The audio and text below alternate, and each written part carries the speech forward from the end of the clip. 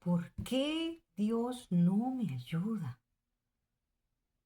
Estás pasando por una situación difícil, intentas de una manera, de otra, y nada mejora, o incluso hasta sientes que estás caminando en círculos. Puede que incluso hayas pasado por una situación similar hace un tiempo y nunca fue tan difícil como ahora. Bueno, voy a hablar de 4 razones de por qué podría estar pasando.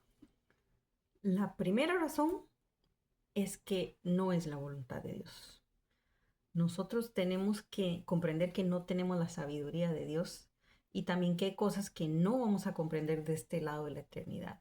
La vida es como un rompecabezas y no podemos entender todas las piezas, a veces hasta el final.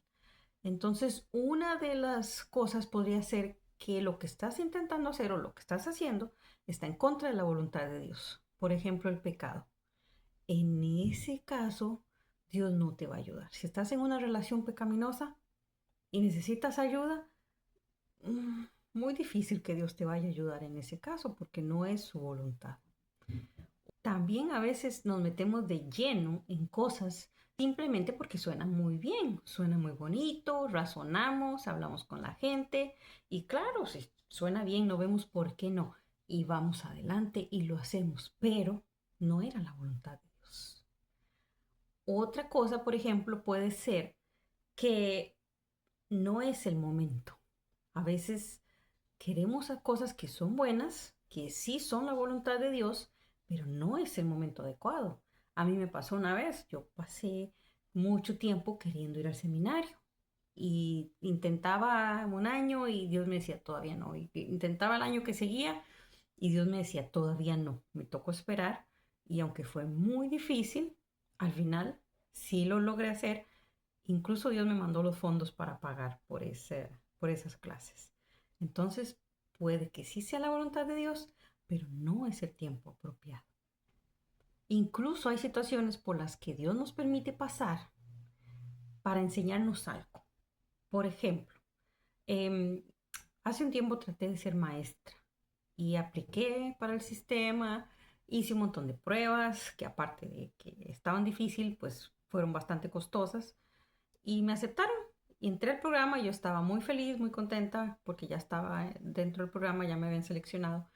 Hasta que hubo una reunión y se dieron cuenta que había un problema con mi visa. Y en ese momento se cerró la puerta completamente. Fue muy difícil para mí. Yo no entendía porque yo sentía que Dios me había eh, dado el visto bueno para que lo hiciera. Muchas cosas sucedieron que confirmaron que sí lo hiciera. Entonces, cuando esto sucedió, yo le dije a Dios, ¿pero qué pasó? O sea, si me habías dicho que sí, o sea, si me habías confirmado que lo hiciera.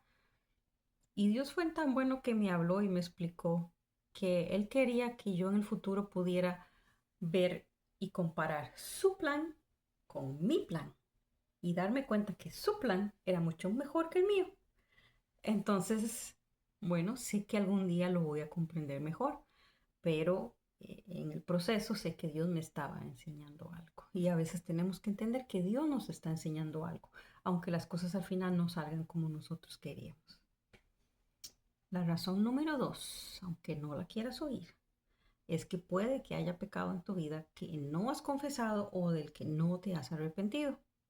Mira, Isaías 59:2 dice, pero vuestras iniquidades han hecho división, una división entre vosotros y vuestro Dios, y vuestros pecados han hecho ocultar de vosotros su rostro para no oír. Yo sé que es inevitable pecar, pero si el Espíritu Santo de verdad vive en ti, el pecado no puede ser un estilo de vida. O sea, no es posible que estés pecando y que no te sientas mal al respecto. No es posible que no te arrepientas. No es posible que pienses que todo está bien. Mira, Primera de Pedro 3:9 dice, todo aquel que es nacido de Dios no practica el pecado, porque la simiente, o sea, la semilla de Dios, permanece en él y no puede pecar porque es nacido de Dios. También Romanos 6:1-2 dice, ¿qué pues diremos?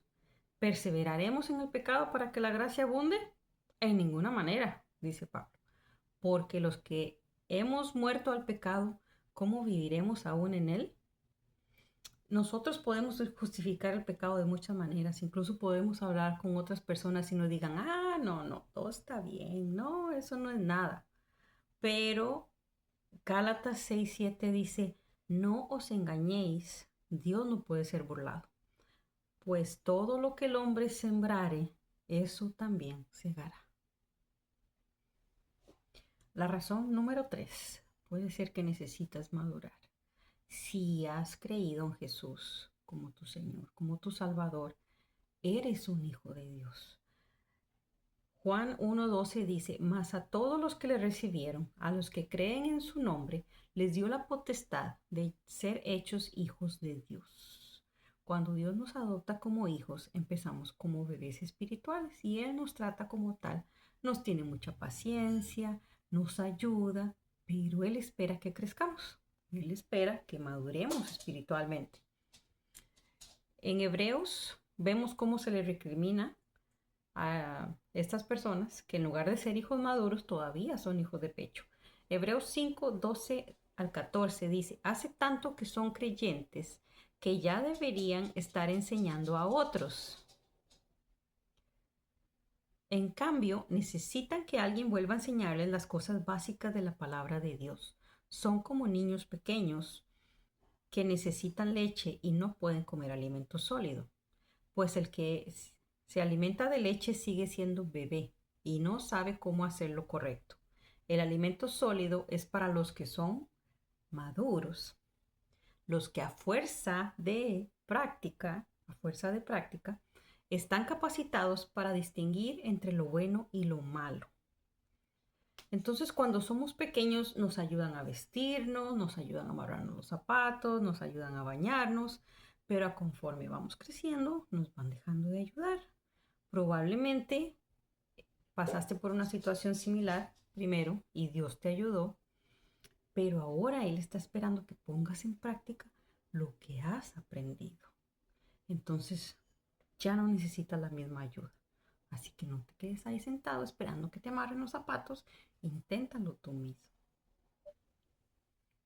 La razón número 4 es que Dios te está preparando para el futuro. No es que a Dios no le interese, no es que Dios no te dé, es que Dios necesita que te hagas más fuerte. Por ejemplo, este año tuve el privilegio de acompañar a una de mis clientas que fue diagnosticada con cáncer, con metástasis en el cerebro. Entonces tenía tumores en áreas del cerebro que son encargadas de la coordinación y de la parte motora. Entonces, cuando estos tumores crecieron mucho, se inflamaron, ella había muchas cosas que no podía hacer. Incluso había días donde ni siquiera podía caminar. Pero con el tratamiento ella empezó a mejorar, pero quedó muy débil. Y tanto ella como yo teníamos la creencia, teníamos la fe, la esperanza de que ella se iba a mejorar. Entonces hubo un momento donde tuve que decidir, o sigo haciendo todo por ella, o la sigo ayudando, o la dejo batallar. Y la decisión fue dejarla batallar. Por ejemplo, a ella se metía a la piscina, a la alberca, a hacer ejercicio y en vez de ayudarla a salir, le enseñé cómo salir. O sea, le enseñé cómo subir gateando las escaleras, cómo gatear hasta un muro que hay cerquita y de ahí se sostenía, se levantaba sola. ¿Por qué? Porque ella necesitaba, primero, fortalecerse. Y segundo, poquito a poco recobrar su independencia. Gracias a Dios, ella está muy bien, no ha terminado su tratamiento, pero ya es independiente. Ya ella maneja, ya ella va a lugares sola, ya no necesita que yo le ayude. Entonces, a veces Dios está haciendo lo mismo con nosotros. Em, por ejemplo, Santiago 1, 2, 3 dice, hermanos míos, considérense muy dichosos cuando tengan que enfrentarse con diversas pruebas, pues ya saben que la prueba de su fe produce constancia, o sea, paciencia, perseverancia. Y la constancia debe llevar la prueba de su fe, debe llevar a feliz término la obra para que sean perfectos, o sea, maduros e íntegros, o sea, completos sin que les falte nada. A Dios también le duele verte batallar, especialmente porque Él es todopoderoso. Él podría hacerlo todo por ti, pero necesita verte más fuerte. Esa fortaleza puede ser la fe, puede ser paciencia, puede ser que crezcas en amor, que crezcas en bondad, en dominio propio, en humildad, etcétera, etcétera. Dios te puede estar preparando por medio de estas pruebas para el futuro, para la asignación que Él ya tiene para ti. Dios nos está moldeando para que cada vez más nos parezcamos más y más a su Hijo, a Jesús. Entonces, Romanos 8:29 dice, porque a los que Dios conoció de antemano, también los predestinó a ser transformados según la imagen de su Hijo, para que sea el primogénito entre muchos hermanos. Si te has sentido identificado con alguno de estos puntos, entonces, ¿qué podrías hacer? Okay, en el punto número 1, si no es la voluntad de Dios, pídele a Dios dirección y sé obediente. Santiago 1, del 5 al 7 nos dice, si a alguno de ustedes le falta sabiduría, pídasela a Dios y Él se la dará. Pues Dios da a todos generosamente y sin menospreciar a nadie, pero pida con fe, sin dudar, porque quien duda es como las olas del mar, agitadas y llevadas de un lado a otro por el viento. Quien así es, no piense que va a recibir cosa alguna del Señor. Es indeciso e inconstante en todo lo que hace. Entonces pida con fe, pida todos los días, insista y sea humilde en aceptar lo que Dios le esté diciendo, aunque no le guste la respuesta. Dios tiene un plan para nosotros y su plan es perfecto. Mira lo que dice Isaías 55, del 8 al 9, porque mis pensamientos no son los de ustedes, ni sus caminos son los míos, afirma el Señor. Mis caminos y mis pensamientos son más altos que los de ustedes, más altos que los cielos sobre la tierra. Jeremías 29:11 también nos dice, porque yo sé los planes que tengo para ustedes, afirma el Señor, planes de bienestar y no de calamidad, a fin de darles un futuro y una esperanza. Así que confíen en los planes del Señor. De la razón 2, si el problema es el pecado, ¿qué podríamos hacer? Hay que admitir que hay pecados que nos gustan o que creemos que no son tan malos, pero a Dios no le gusta ningún tipo de pecado y Él es santo y Él espera que nosotros también seamos santos. Levítico 19:2 dice, habla a toda la congregación de los hijos de Israel y diles, santos seréis, porque santo soy yo, Jehová vuestro Dios. Se nos hace fácil a veces compararnos con otras personas y decir, ay, yo por lo menos no hago lo que hace esa persona, ay, yo por lo menos no hago lo que yo hacía antes. Pero tenemos que comprender que todos tenemos debilidades diferentes. O sea, no todo el mundo le gusta pecar de cierta manera. O sea, todos tenemos debilidades diferentes, pero necesitamos arrepentirnos, aunque no sintamos ganas. Nosotros necesitamos dejar el pecado atrás y pedirle perdón a Dios. Primera de Juan 1:9 dice, si confesamos nuestros pecados, Él es fiel y justo para perdonar nuestros pecados y limpiarnos de toda maldad. Cuando nosotros hagamos eso, el Espíritu Santo va a venir y nos va a ayudar para nosotros poder dejar ese pecado atrás. En realidad, solos no podemos. Necesitamos la ayuda del Espíritu Santo. Romanos 8:12-14 dice, por tanto, hermanos, tenemos una obligación, pero no es la de vivir conforme a la carne, porque si ustedes viven conforme a ella, morirán. Pero si por medio del Espíritu, dan muerte a los malos hábitos del cuerpo, vivirán. Porque todos los que son guiados por el Espíritu de Dios son hijos de Dios. Si el problema es la razón número 3 y necesitas madurar, entonces podrías preguntarte, ¿qué haría Jesús en mi lugar? Puedes buscar en la Biblia a ver qué dice al respecto de la situación que estás pasando. Y es muy importante que leamos la Biblia, que estemos orando, que meditemos en su palabra, que memoricemos versículos bíblicos. Cuando memorizas un versículo bíblico, el Espíritu Santo, en el momento que lo necesitas, puede venir y sacarlo y traerlo a tu mente y recordártelo. Entonces son como herramientas que tenemos, que vamos guardando ahí, que el Espíritu Santo puede usar en cualquier momento. Asiste a la iglesia, vea estudios bíblicos, tenga un diario donde vaya anotando las cosas que va aprendiendo, donde vaya anotando las cosas que usted siente que Dios le está diciendo, donde vaya anotando las cosas que suceden, que sabemos día a día que son milagros de Dios. Anótelas ahí, todo eso va a alimentar su fe, todo eso le va a ayudar a crecer. Em, por ejemplo, también podríamos enseñar lo que vamos aprendiendo. El que enseña es el que más aprende de todos, la verdad. Entonces, Hebreos 11:6 dice, en realidad sin fe es imposible agradar a Dios, ya que cualquiera que se acerca a Dios tiene que creer que Él existe y que recompensa a quienes lo buscan. Santiago 4:8, la primera parte del versículo dice, acérquense a Dios y Él se acercará a ustedes. Así que busquen a Dios con diligencia. Si el problema es la razón número 4, que Dios te está preparando para el futuro, necesitas confiar en el proceso. Así como en la historia del alfarero y la vasija, en Jeremías 18, la pueden leer, Jeremías 18 del 1 al 6, Dios nos está moldeando en la vasija que Él cree que es mejor. Es muy fácil quedarnos tal como estamos. Tal vez pensamos que ya maduramos lo suficiente.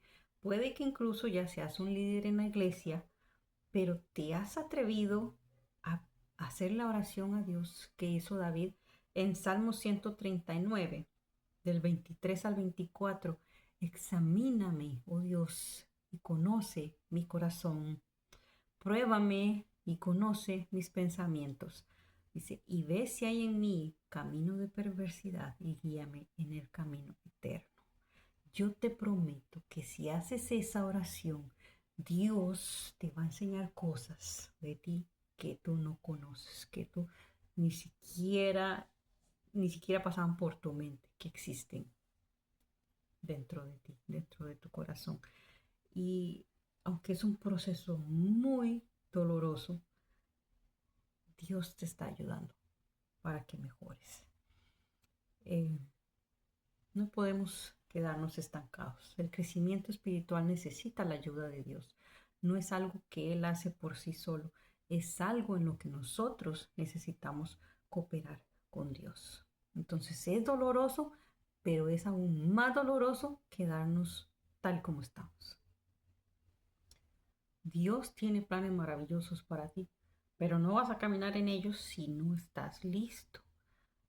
¿Crees que te van a dar una promoción en el trabajo si ni siquiera cumples las tareas básicas de tu puesto? ¿O si llegas tarde todos los días? No, así no es. Y Dios es el jefe más importante al que alguna vez le vamos a rendir cuentas. Así que, ¿quieres la promoción o no? Entonces confía en el proceso. Dios quiere nuestra obediencia, no nuestras excusas. Josué 1:9 dice, mira que te mando que te esfuerces y seas valiente. No temas ni desmayes, porque Jehová tu Dios estará contigo donde quiera que vayas. Pero, y todavía te preguntas, ¿y dónde está Dios? Está ahí, Él está justo ahí. Cuando mi amiga se enojaba, se frustraba, yo me mantenía a su lado, pero en silencio. Cuando mi amiga lloraba, yo lloraba con ella. Cuando mi amiga necesitaba ánimo, yo se lo daba. Y así es Dios, Él siempre está ahí. Deuteronomio 31:8 dice, el Señor mismo marchará al frente de ti, estará contigo, nunca te dejará ni te abandonará. No temas ni te desanimes. Permíteme orar por ti. Padre, tú conoces a estas personas, Señor, y tú sabes por lo que cada una de ellas está pasando. Yo te pido que tú le des espíritu de sabiduría y de revelación, Señor, a cada una de ellas. Que tú les muestres cuál es el siguiente paso, Señor, que ellas necesitan dar. Y que tú les des la fortaleza, Señor, para dejar de lado lo que necesiten dejarle de lado, Padre Santo. Yo te pido que tú les ayudes a sentir, Señor, tu presencia, que les ayudes a sentir que tú las amas, Padre, que tú siempre estás con ellas. En el nombre santo de Jesús.